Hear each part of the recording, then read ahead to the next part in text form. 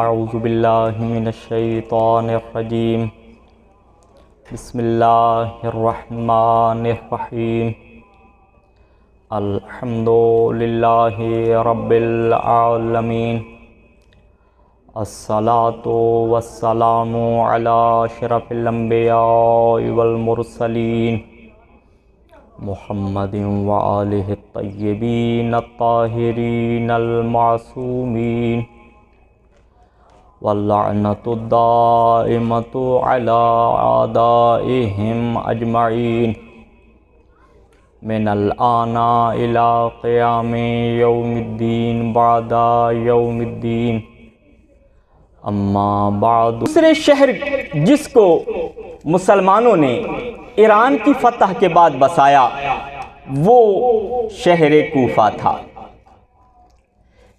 اس کو کوفہ کیوں کہتے ہیں؟ لغت میں لفظ کوفہ کے 4 معانی ذکر ہوئے ہیں۔ اگر آپ لغت میں جائیں تو 4 معانی لفظ کوفہ کے ذکر ہوئے ہیں۔ پہلا معنی کوفہ کا یہ ہے کسی جگہ پہ ریت پڑی ہو اور وہ ریت جمع شدہ ہو، جس طرح ریت کا ٹیلا ہمارے علاقوں میں سندھ پنجاب میں ہوتے ہیں، تو وہ ریت کا جو ٹیلا ریت جمع شدہ پڑی ہو تو اس کو عربی میں کوفہ کہتے ہیں۔ دوسری، لیکن اس ریت میں ایک شرط ہے، ہر جمع شدہ ریت کو کوفہ نہیں کہتے، اس ریت کو کہتے ہیں جو سرخ رنگ کی ہو۔ یہ ہمارے عام مشاہدے کی بات ہے، جب ہم نے اپنے گھر کو پلستر کرانا ہو تو جو ریت سیمنٹ کے ساتھ ہم پلستر میں استعمال کرتے ہیں یہ سرخ رنگ کی ہوتی ہے، یہی ریت کوفہ میں پائی جاتی تھی۔ تو وہ ریت جو سرخ رنگ کی ہو، جمع شدہ ہو، اس کو لغت میں کوفہ کہتے ہیں۔ دوسری وجہ یہ بیان کی گئی ہے کہ اگر یہ سرخ رنگ گولائی میں جمع ہو، دائرے کی شکل میں، گول شکل میں اگر یہ ریت جمع ہے اور سرخ رنگ کی ہے تو اس کو بھی لغت میں کوفہ کہا جاتا ہے۔ تیسرا معنی یہ بیان کیا گیا ہے کہ ہر وہ مٹی جس میں سنگریزے موجود ہوں، یہ چھوٹے چھوٹے جو پتھر ہوتے ہیں، اگر یہ کسی ریت میں موجود ہیں تو اس کو بھی لغت میں کوفہ کہتے ہیں۔ جبکہ چوتھا معنی اس کا یہ بیان کیا گیا ہے کہ ریت کو کوفہ کہتے ہیں چاہے جس طرح کی بھی ہو، جمع ہو جمع نہ ہو، گول شکل میں جمع ہو، سنگریزے ہوں یا سنگریزے نہ ہوں۔ تو لغت میں کوفہ کے یہ 4 معانی بیان ہوئے ہیں۔ لیکن اب اس کا نام کوفہ کیوں پڑا، کیوں کوفہ کہا گیا؟ کہا کہ 17 ہجری کو سعد ابن ابی وقاص نے مدائن میں ان کا لشکر بیٹھا ہوا تھا، یہ مدائن سے چلے، نقل مکانی کرتے کرتے جب سرحد کوفہ پہ آئے، 1 لاکھ کی تعداد پہ ان کا لشکر مشتمل تھا، تو اس نے اپنے لشکر والوں کو اس جگہ پہ کہا تکفؤ، جمع ہو جاؤ۔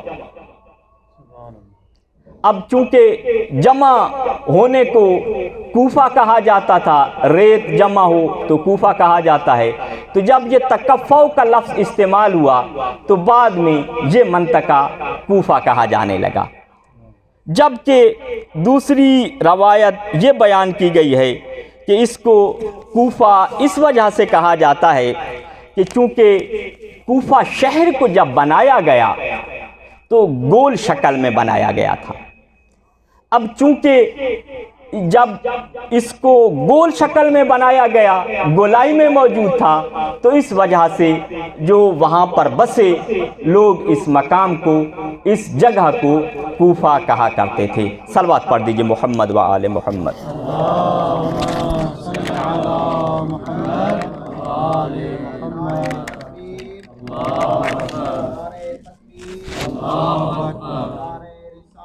یا رسول اللہ، یا رسول اللہ، یا علی، یا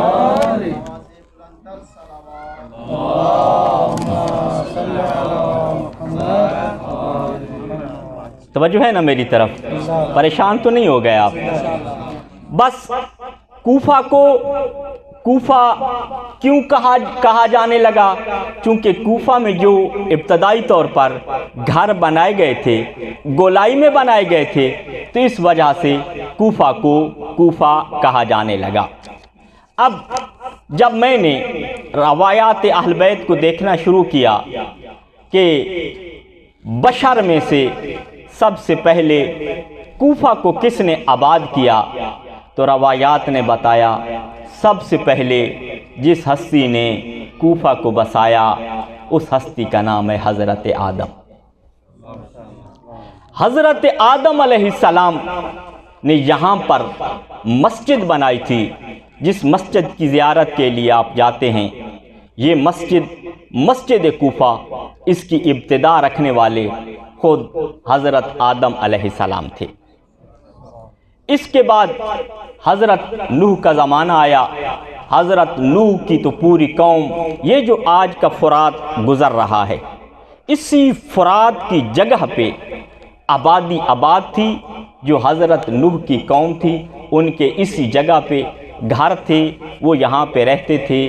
اور پھر حضرت نوح سے یہ سلسلہ چلنے لگا، بڑھنے لگا۔ طوفان نوح کے بعد پھر یہ مسجد کوفہ بھی خراب ہوئی، وہ بھی ختم ہو گئی، یہاں پر جو آبادی تھی اس کے آثار بھی ختم ہو گئے۔ اور پھر اس کے بعد جتنے نبی آئے، ہر نبی کو یہ سعادت ملی کہ وہ اس شہر کوفہ میں آئے اور یہاں پر نماز پڑھے۔ اسی وجہ سے جب آخری حجت کا ظہور ہوگا، امام زمانہ علیہ السلام کا ظہور ہوگا،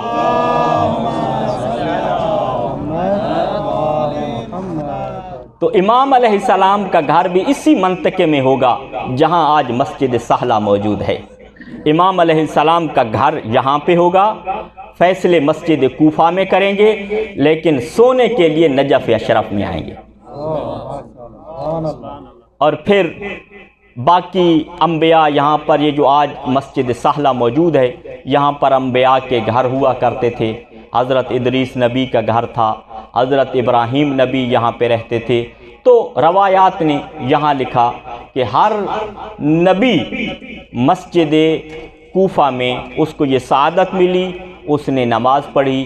اور اس مسجد سہلہ میں ایک پتھر موجود ہے، جب امام زمانہ علیہ السلام کا ظہور ہوگا تو امام علیہ السلام اس پتھر کو نکالیں گے۔ اس پتھر کی خاص بات یہ ہے، اس پتھر پر ہر نبی کے قدم موجود ہیں۔ امام زمانہ علیہ السلام اس پتھر کو نکال کے اپنے اصحاب کو دکھائیں گے، یہ میرے جد آدم کے قدم ہیں، یہ میرے جد نوح کے قدم ہیں، یہ میرے جد ابراہیم کے قدم ہیں، یہاں تک کہ اللہ کے رسول کے قدموں تک تمام اصحاب کو دکھائیں گے۔ صلوات پڑھ دیجئے محمد و آل محمد۔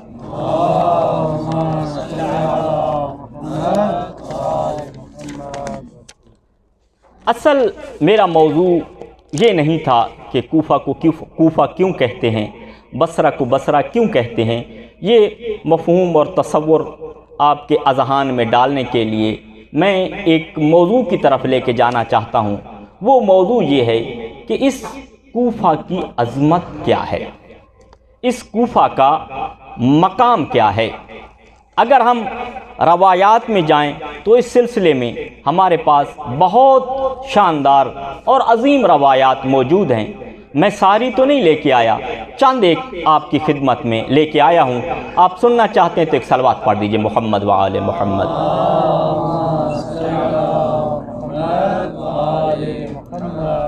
پہلی روایت میں اللہ کا رسول بیان فرماتا ہے، ان اللہ تبارک و تعالی اختار من البلدان اربعۃ، اللہ نے اس پورے خطے ارض میں 4 علاقوں کو، 4 شہروں کو منتخب فرمایا۔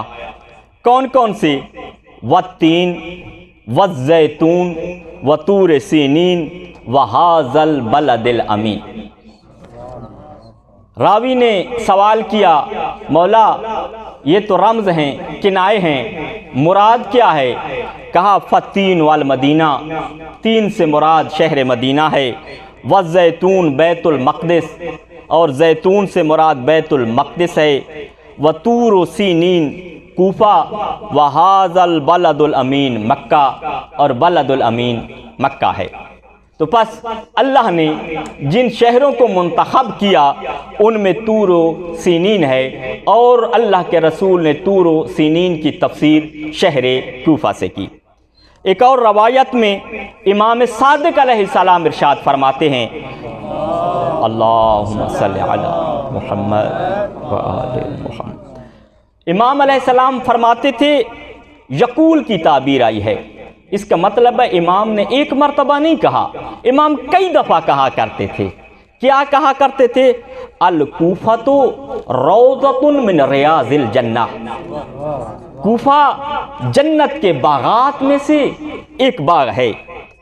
اور پھر عبد الواحد مدینی، یہ راوی ہے، امام علیہ السلام کا صحابی ہے، یہ کہتا ہے، سمیت ابا عبداللہ، میں نے چھٹے لال ولایت کو یہ فرماتے ہوئے سنا، مکہ تو حرم اللہ، شہر مکہ اللہ کا حرم ہے، والمدینہ تو حرم محمد، شہر مدینہ اللہ کے رسول کا حرم ہے، والکوفہ تو حرم علی ابن ابی طالب، اور شہر کوفہ امیر المومنین علی ابن ابی طالب کا حرم ہے۔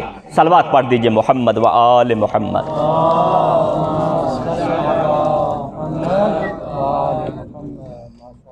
ابو سعید خدری راوی ہیں، صحابی ہیں، وہ بیان کرتے ہیں، اللہ کے رسول نے مجھے فرمایا تھا، کہا تھا، الکوفۃ جمجمۃ العرب ورمح اللہ تعالی وکنز الایمان، کہ شہر کوفہ جمجمۃ العرب، جمجمہ ویسے کھوپڑی کو کہتے ہیں، تو یہ چونکہ بدن انسان کا بلند ترین اور اشرف ترین حصہ ہوتا ہے، تو اس وجہ سے کہا گیا ہے کہ عربوں کے لیے جو اشرف ترین منطقہ ہے، اشرف ترین علاقہ ہے، وہ کوفہ ہے، جو کہ جمجمہ کی حیثیت رکھتا ہے۔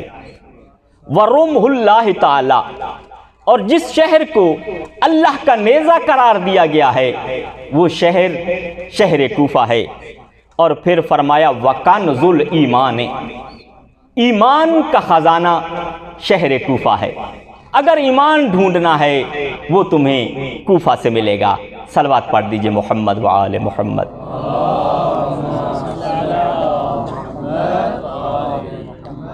اور جب امیر المومنین علی ابن ابی طالب نے اس کوفہ کو دارالخلافہ بنایا تھا تو کوفہ کو دیکھ کے امیر المومنین یہ جملے فرمایا کرتے تھے، یا کوفۃ ما اطیبک و اطیب ریحک، اے کوفہ تو کتنا بہترین ہے اور تیری خوشبو کتنی بہترین ہے۔ اور پھر اگلا جملہ فرماتے تھے، لا تذهب الدنیا حتی یحن الیک کل مومن، کہا دنیا اس وقت تک ختم نہیں ہوگی جب تک ہر مومن کا دل اے کوفہ تیرا مشتاق نہ ہو۔ اور امام حسن علیہ السلام نے تو اور عظیم جملہ ارشاد فرمایا، ہم عام طور پہ نجف میں گھر بناتے ہیں، چاہتے ہیں کہ نجف میں ہمارا مسکن ہو، لیکن امام حسن علیہ السلام نے فرمایا، لَمَوْضِعُ الرِّجْلِ فِي الْكُوفَةِ أَحَبُّ إِلَيَّ مِنْ دَارٍ بِالْمَدِینَہ، علی کے بیٹے حسن مجتبیٰ کو مدینے میں پورا گھر ہو، اس سے زیادہ محبوب تر یہ ہے کہ ایک قدم کی جگہ اس کی شہر کوفہ میں ہو۔ شہر کوفہ میں ایک قدم، ایک فٹ کہہ لیں، ایک فٹ کے برابر جگہ کا ہونا یہ مجھے زیادہ پسند ہے بنسبت اس کے کہ آپ کا گھر مدینہ میں ہو۔ اسبغ، سعد بن اسبغ بن نباتہ کے یہ بیٹے ہیں، وہ فرماتے ہیں امام صادق علیہ السلام نے فرمایا تھا، چونکہ آپ جانتے ہیں امام صادق علیہ السلام کوفہ میں تشریف لے آتے تھے، تو ان کو امام علیہ السلام نے یہ ارشاد بیان کیا تھا کہ اے سعد من کان لہو دار فی الکوفہ، جس کا کوفہ میں گھر ہو فلیتمسک بہا، وہ اس گھر کو بچا کے رکھے، اس گھر کو بیچے نہیں۔ یہ فرمان میں نے اور کسی خطے کے بارے میں نہیں پڑھا۔ ویسے زمین کے بارے میں یہ حکم آیا ہے کہ اگر آپ کی زمین ہے اور آپ بیچنا چاہتے ہیں تو آپ زمین کو بیچ کے جو پیسہ آپ کے پاس آتا ہے تو وہ زمین پہ لگائیں۔ یہ روایات میری نگاہوں سے گزری ہیں، مگر یہ کہا گیا ہو کہ گھر آپ کا کسی جگہ ہے تو آپ اس کو سنبھال کے رکھیں، یہ فقط اور فقط شرف کوفہ ہے۔ کوفہ کے بارے میں یہ آیا ہے، اگر آپ کا گھر کوفہ میں ہے تو آپ اس گھر کو بچا کے رکھیں، اپنے پاس رکھیں۔ صلوات پڑھ دیجئے محمد و آل محمد۔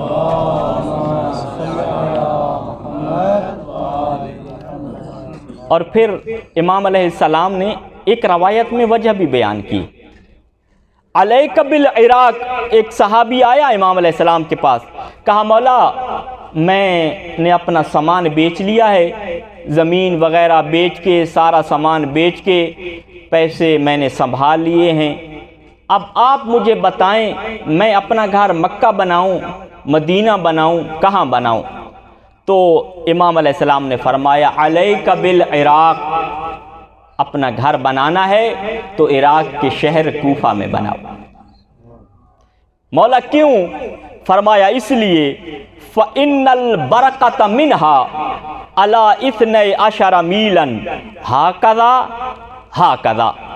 راوی کہتے ہیں میں دیکھ رہا تھا، امام علیہ السلام نے فرمایا اس لیے، ایک اشارہ مولا نے کربلا کی طرف کیا، کہا کہ یہاں سے کربلا کی سمت 12 میل کوفہ کے لیے برکت ہے۔ پھر دوسرا اشارہ نجف اشرف کی طرف کیا تھا، کہا یہاں کوفہ سے 12 میل تک برکت ہی برکت ہے۔ تو لہٰذا نجف میں بھی گھر ہے تو کوفہ کی برکت اس کو شامل حال ہوگی امام علیہ السلام کے فرمان کے مطابق۔ دامن وقت میں گنجائش نہیں ہے، انشاءاللہ میں اس موضوع کو پھر کسی مجلس میں مکمل کروں گا۔ ایک صلوات پڑھ دیجئے محمد و آل محمد۔